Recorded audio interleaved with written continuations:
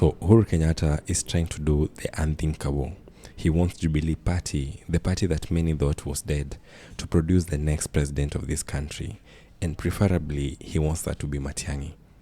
Ninawaahidi, mkitupea hiyo kazi, mtaona vile nchi itaenda.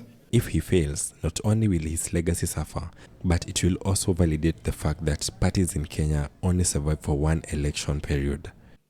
Every election cycle, we have a new party, but the same people. But you see, Uhuru Kenyatta had a problem, and this problem is called DCP, the party belonging to Rigathi Gachagua, which is blooming in popularity, especially in the Mount Kenya region. Watu wengi watachaguliwa na DCP. And I want to speak specifically for Mount Kenya. Watu wengi watachaguliwa na DCP.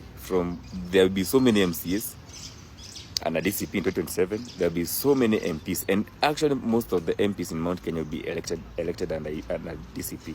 Wale hawatakuwa kwa DCP, people will be edging them out. So how do you silence a party that is so enticing and a party leader who is so loud and not afraid of saying anything? Rais alisema nikionekana mimi niko na bibi na yeye hana picha si mzuri. In this video, I'm going to break down Uhuru's secret plan to not only make Jubilee Party one of the biggest national party in Kenya. If you want to be a national leader, jump into a national party.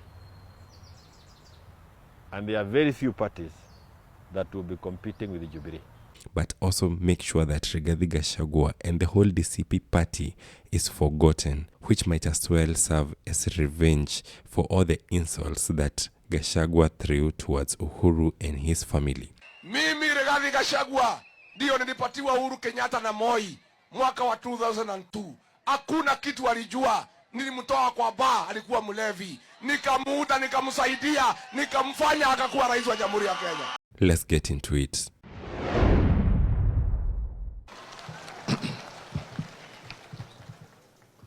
Mimi sina mengi ya kusema. Najua mimi sasa siku hizi mimi sina mastori mingi. You see, for nearly 3 years, Uhuru Kenyatta has kept quiet. No political rallies, no interviews, no tweets. And while Kenyans suffered under the weight of Ruto's taxes and economic chaos, Uhuru said nothing. But this silence isn't to be mistaken for weakness. It is strategy. Because Mount Kenya, the region that rejected him in 2022, insulted him, called him a traitor, has now begun to realize something horrifying, that Uhuru was right. Adumago kama kalira vivino yale age neguo mugacoka haha mukerwo inyue mwagite tondu mune hasera inyue mayanga ikuri muthenya mugoka mwionere mahali eri na nie ndire na guoya wa kumwira oguo kimacho tondu ni ma. Ruto has made life unbearable, and Gachagua helped him do it. Leo tuena kiama gitu getagwo atia dauga DCP mukauga skiza ground DCP.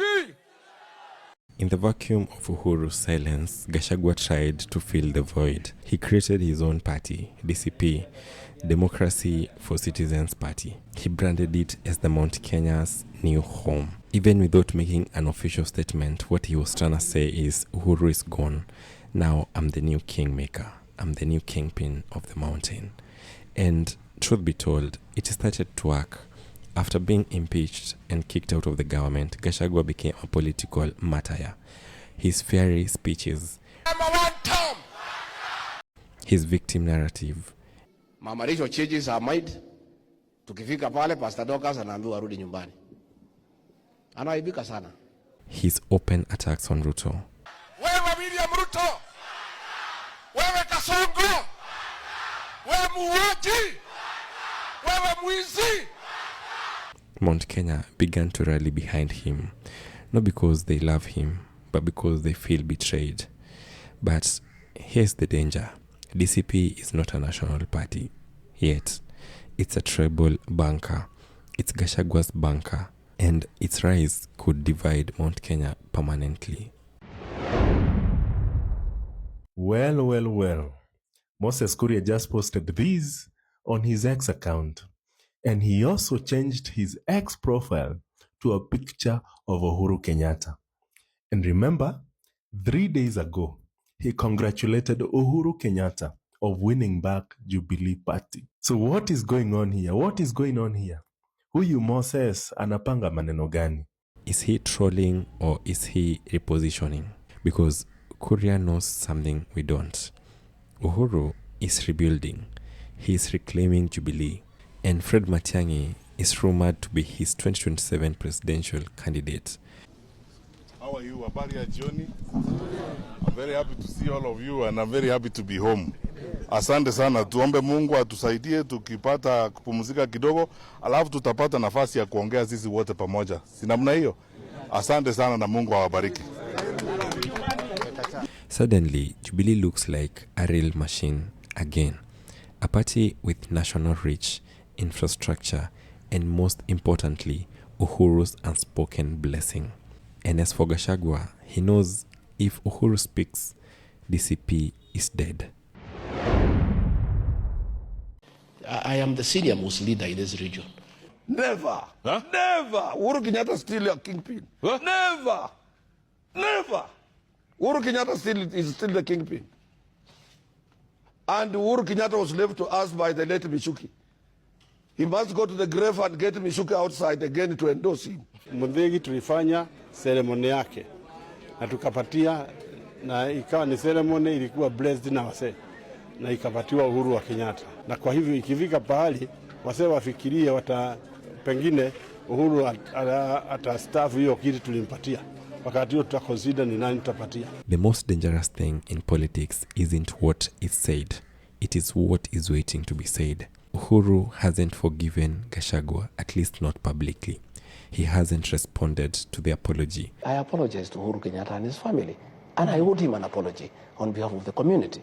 Because what he had told us is what the president has told us. We had no business fighting him. We had no business disrespecting him. We had no business humiliating him. Right. So myself and the community, owe Uhuru Kenyatta an apology. And I give that apology on behalf of the community. Okay. The region knows. Until Uhuru speaks, Gachagua has no full legitimacy. This is a man who insulted the son of Jomo. He mocked the very man who warned us about Ruto. So now the question is no longer if Uhuru will return. The question is, when he does, who will survive it? Because if Uhuru Kenyatta walks onto a stage, raises his hand and says, this is our party, this is our candidate, this is our future, then Gachagua is finished.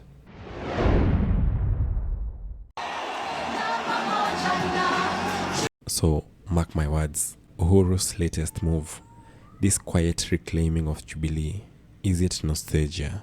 It is war. And Gachagua, he may have built the loudest movement in the region, but one whisper from Uhuru Kenyatta will tear it down. This is not a comeback. This is reckoning. Subscribe.